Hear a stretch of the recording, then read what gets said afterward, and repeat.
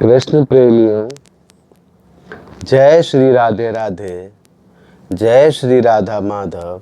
हरे कृष्ण।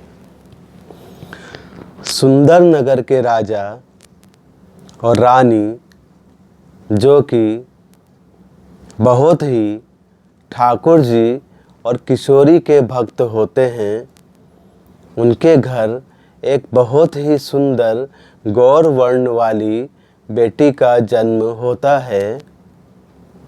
राजा और रानी बेटी को किशोरी जी का प्रसाद मानकर बड़े लाड़ प्यार से बड़ा करते हैं। जब बेटी 2 साल की हो जाती है तो राजा अपने महल के पास बने बड़े मंदिर में एक भव्य आयोजन करते हैं। दूर दूर से बहुत से साधु महात्मा लोगों को अपनी बेटी को आशीर्वाद देने के लिए बुलाया जाता है। बड़ी धूमधाम से आयोजन संपन्न होता है। सभी को बड़ी ही श्रद्धा से ठाकुर जी का प्रसाद खिलाया जाता है। राजा रानी सब महात्मा लोगों का आशीर्वाद ले रहे होते हैं। तभी उनकी बेटी, जो कि 2 साल की है, एक महात्मा जी के पीछे पीछे चल पड़ती है। महात्मा जी को नहीं पता होता कि लड़की उनके पीछे पीछे आ रही है। जब महात्मा जंगल के पास पहुंचते हैं तो उनका ध्यान पीछे पड़ता है। पीछे किसी छोटी लड़की को देखकर वह हैरान हो जाते हैं। वह उसको पूछते हैं, बेटी तुम कौन हो? छोटी बच्ची क्या बोले? वह राजकुमारी को नहीं जानते थे, क्योंकि मंदिर में बहुत भीड़ होने के कारण हर एक को राजकुमारी के दर्शन नहीं होते। महात्मा हैरान होकर इधर उधर देखते हैं, किंतु वहाँ आसपास कोई नहीं होता है। वह थोड़ी दूर जाकर कुछ लोगों से पूछते हैं। कोई भी उस लड़की के बारे में नहीं जानता।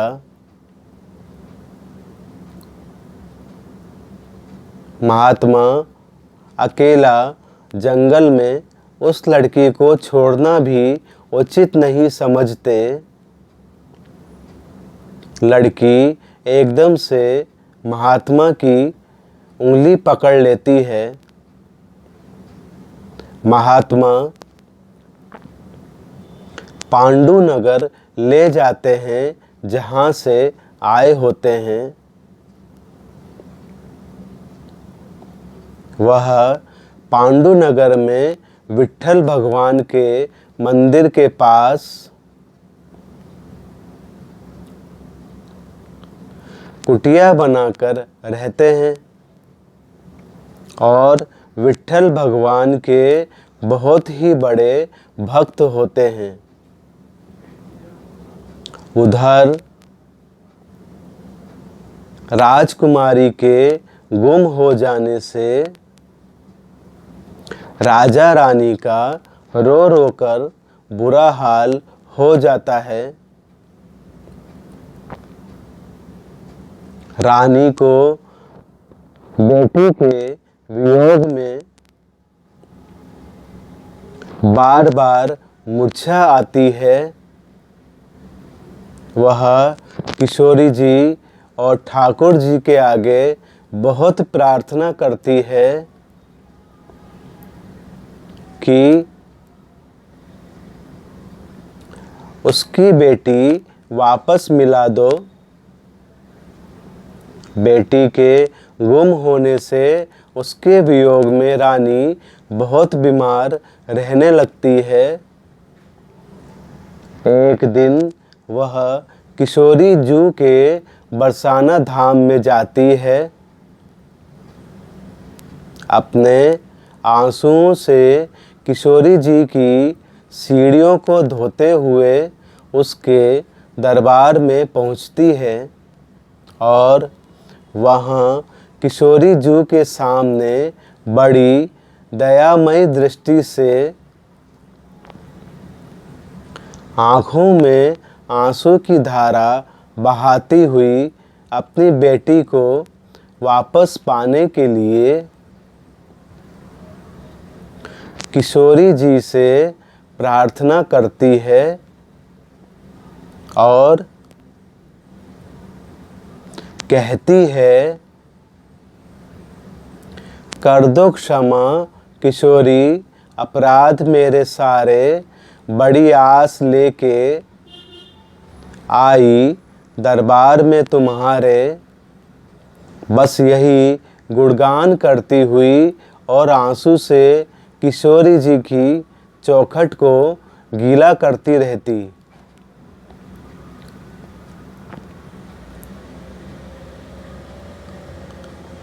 लेकिन उसकी बेटी का तो कहीं और पालन पोषण उसके भाग्य में लिखा था।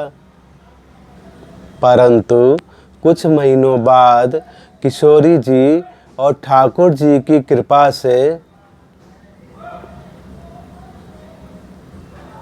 रानी के घर एक सुंदर राजकुमार पैदा होता है।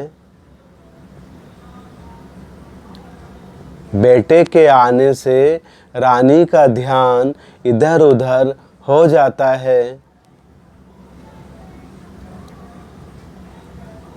परंतु बेटी को वह भूल नहीं पाती।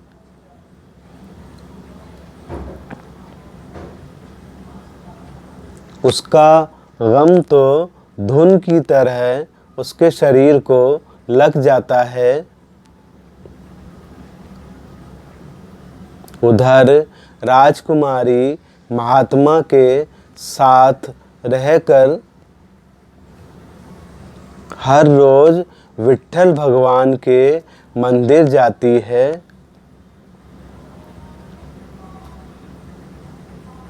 अब तो विट्ठल भगवान की शरण में ही रहती है और वह विट्ठल भगवान का गुणगान करती है।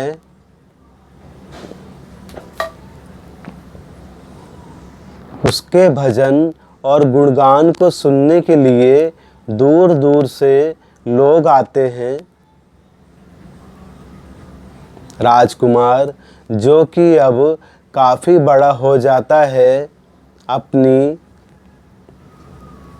बीमार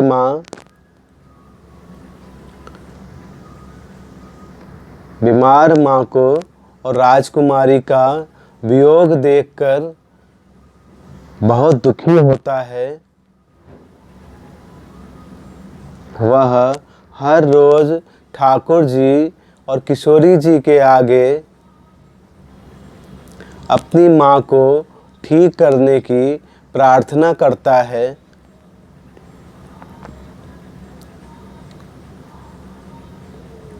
एक दिन राजकुमार सुंदर नगर से पांडु नगर किसी काम से जाता है। वहाँ पर शाम को अपने रथ पर सवार होकर मंदिर के आगे से गुजरता है। वहाँ उसको बड़ी ही सुरीली आवाज़ में कोई गुणगान करता सुनाई देता है। विठ्ठल विठ्ठल विठ्ठला, विठ्ठल विठ्ठल विठ्ठला, हरे कृष्ण हरे कृष्ण। वह इतना आकर्षित होता है, सोचता है कौन कितना सुंदर गायन कर रहा है और यह किस देवता का भजन है। यही सोचते सोचते वह रथ से उतरकर मंदिर की तरफ जाता है, परंतु तब तक गायन समाप्त हो जाता है और जो गायन गाने वाली थी वह भी चली जाती है। राजकुमार लोगों से पूछता है कि यह कौन गा रहा था। लोग कहते हैं विठ्ठल भगवान की एक दासी है जो हर रोज विठ्ठल भगवान का बड़ी ही श्रद्धा से गुणगान करती है। राजकुमार वह गायन सुनने के लिए इतना बेचैन हो जाता है कि वह पांडु नगर में ही रुक जाता है। सुबह जब वह फिर उसी मंदिर में जाता है तो फिर वही मधुर गान विठ्ठल विठ्ठल विठ्ठला, विठ्ठल विठ्ठल विठ्ठला का गुणगान हो रहा होता है। राजकुमार वहां जाकर देवी के चरणों में गिर पड़ता है और कहता है कि देवी तुम किसका गायन कर रही हो। वह लड़की देखती है कि उसके पैरों में कोई राजकुमार सा नौजवान पड़ा हुआ है। उसको कहती है कि उठो, यह विठ्ठल भगवान है। यहाँ जो भी एक बार आता है तो उसको खाली हाथ नहीं भेजते। वह सबकी झोलियां भरते हैं। यह सुनकर राजकुमार कहता है कि क्या सच में, क्या यह मेरी भी इच्छा पूरी करेंगे। लड़की कहती है क्यों नहीं, एक बार मांग के तो देखो। वह राजकुमार जब सामने देखता है तो एक सांवले रंग के नौजवान कमर पर हाथ रखकर मंद मंद मुस्कुरा रहे होते हैं। राजकुमार उनके पैरों में गिरकर प्रार्थना करता है कि हे विठ्ठल भगवान, मेरी माँ की बीमारी को ठीक कर दो। और मेरी खोई हुई बहन को मिला दो। तभी विट्ठल भगवान के गले से माला गिरकर राजकुमार के गले में पड़ जाती है। वह लड़की राजकुमार को कहती है कि तुम्हारे पर तो विट्ठल भगवान की कृपा हो गई है, जो माला प्रसादी तुम्हें मिल गई। राजकुमार प्रसन्न मन से विट्ठल भगवान को प्रणाम करके सुंदर नगर वापस लौट जाता है।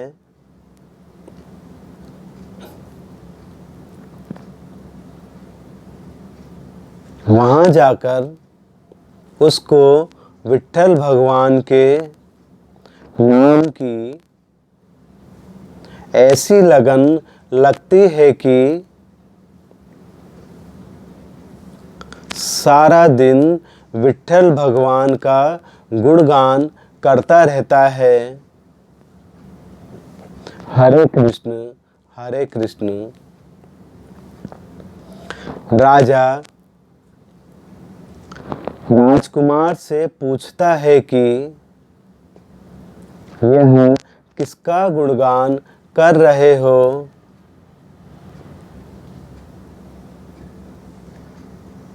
तो राजकुमार उनको सारी बात बताता है। एक दिन राजा फिर सुंदर नगर के मंदिर में एक भव्य आयोजन करता है और दूर दूर से साधु महात्मा लोगों को बुलाता है।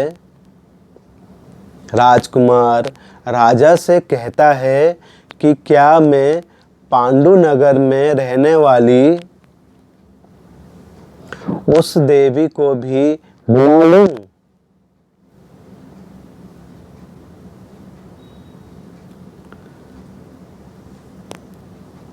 राजा कहता है हाँ हाँ क्यों नहीं। राजकुमार मंत्री के हाथों लड़की को आने का न्योता देते हैं। वह लड़की आने के लिए मान जाती है। तभी उस लड़की को महात्मा कहते हैं कि बेटी तुम अकेले ना जाओ, मैं भी तुम्हारे साथ चलूँगा। मैं काफ़ी साल पहले वहाँ गया हूँ। महात्मा और लड़की वहाँ जाकर मंदिर में विट्ठल भगवान का गुणगान करते हैं। हरे कृष्ण हरे कृष्ण। सभी आए हुए लोग आनंद के साथ झूमते हैं, गाते हैं। राजा रानी और राजकुमार भी विट्ठल नाम का खूब आनंद लेते हैं। सभी लोग उस लड़की के रूप की तथा उसकी सुरीली आवाज़ की बहुत ही तारीफ करते हैं। जब गायन संपन्न हो जाता है तो राजा महात्मा जी के पास आकर कहता है आपकी बेटी का स्वरूप पूर्ण रूप से किशोरी मई है और आवाज़ में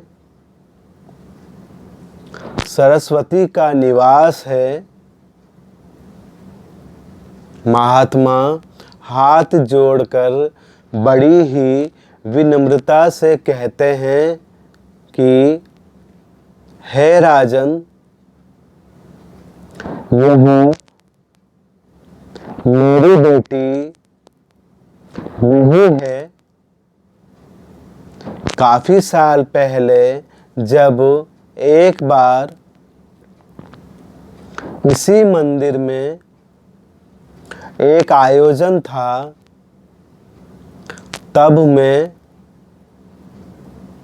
पांडुनगर से यहाँ आया था। तभी करीब 2 साल की एक लड़की मेरे पीछे पीछे आ गई। इसके बारे में पता किया तो उसके माता पिता का पता नहीं चला। विट्ठल भगवान की यही इच्छा थी।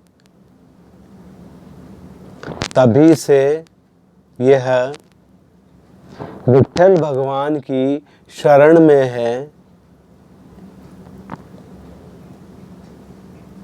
यह बात सुनकर राजा और राजकुमार एकदम से हैरान हो जाते हैं और तभी राजा कहता है कि यह तो हमारी खोई हुई राजकुमारी है।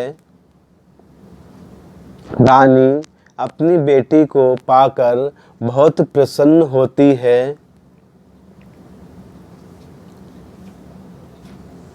विट्ठल भगवान की कृपा से, जो कि ठाकुर जी का ही दूसरा रूप है, सब पुनः मिल जाते हैं और वह सब मिलकर विट्ठल भगवान की जय जयकार करते हैं। बोलिए विट्ठल भगवान की जय।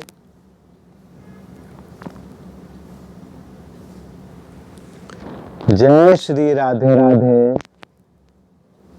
जय श्री राधा माधव।